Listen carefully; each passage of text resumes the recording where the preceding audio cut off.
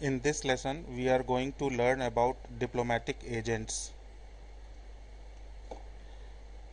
Vienna Convention on Diplomatic Relations 1961 describes about diplomatic agents. Diplomatic agents are those persons who are representative of their own states. Diplomatic agents may be classified as follows. First is ambassadors. The personal representatives of the head of a state are said to be ambassadors. In Commonwealth countries, these are known as High Commissioners.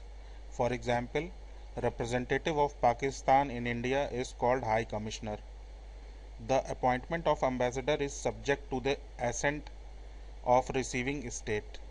He must be persona grata for receiving state. Otherwise, he should be refused. He gets title of excellency and enjoys privileges and immunities.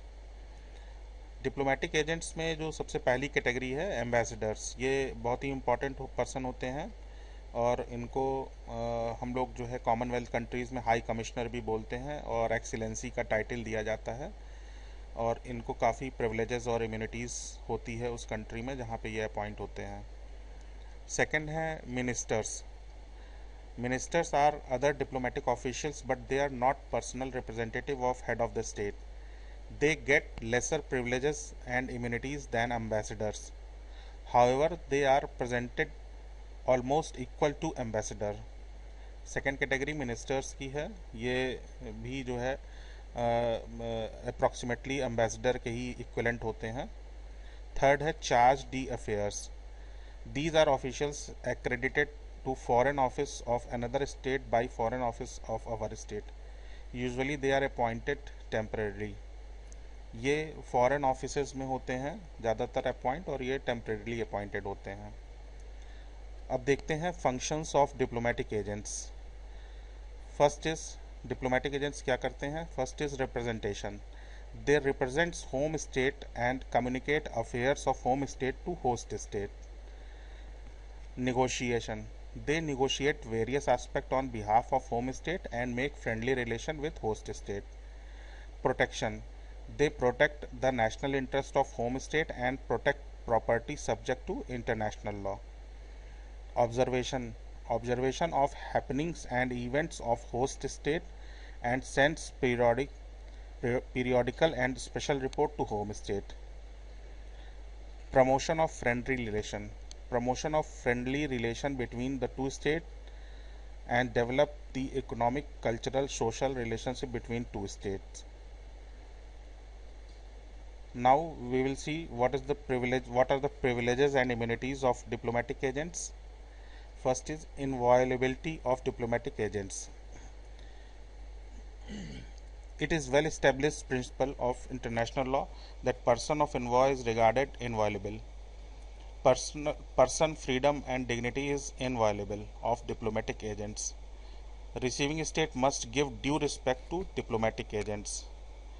Inviolability of premises. Both head office of mission and private residence of diplomatic agents are inviolable. Immunity from local jurisdiction. Diplomatic agents cannot be tried by the courts. He is immune from civil, criminal and administrative jurisdiction. Immunity from taxes and duties. He is immune from all sorts of taxes, but he cannot do business. Immunity from local and military obligations. They are immune from police rule and exempted from military contribution. Military contribution क्या है कि अगर इन case of कोई वार like situation होती है तो वहाँ पर मिलिट्री कंट्रीब्यूशन अगर के लिए मांगते हैं अगर डिप्लोमेटिक एजेंट से, तो ये एक उन कंपलसरी वो नहीं है या उनसे नहीं किया जा सकता. इससे वो इम्यून होते हैं. Freedom of communication. They are entitled to communicate any information for official purpose by courier और code message. Diplomatic bags is also inviolable. Diplomatic bag जो है वो चेक नहीं किया जा सकता.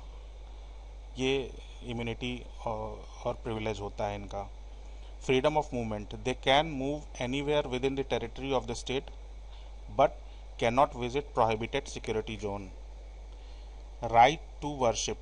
right to worship any religion within its premises. However, they cannot invite the nationals of receiving state to take part to worship and cannot preach their religion. Now we'll see the termination of diplomatic mission. Diplomatic mission terminate कब हो जाता है? Expiration of time. If when time is specified in termination letter and the time is elapsed. Recall of diplomatic agents due to unfriendly relationship or misconduct. इस कारण जो है diplomatic agents को recall कर लिया जाता है अगर कुछ अनफ्रेंडली रिलेशनशिप या मिसकंडक्ट होता है तो. On request of receiving state, या तो रिसीविंग स्टेट रिक्वेस्ट कर देता है कि भाई अपना डिप्लोमेटिक एजेंट आप वापस बुला लीजिए ड्यू टू अनफ्रेंडली रिलेशनशिप और misconduct. Persona non grata, receiving state declares without giving any reason और it means undesirable person.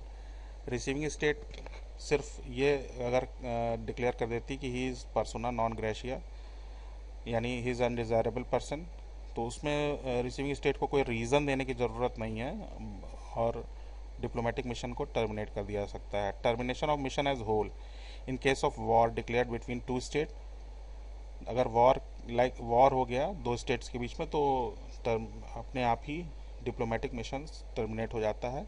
But mission is maintain during armed conflict. अगर आर्म्ड कॉन्फ्लिक्ट है तो ये जो है टर्मिनेट नहीं होता है अपने आप डिप्लोमेटिक मिशन.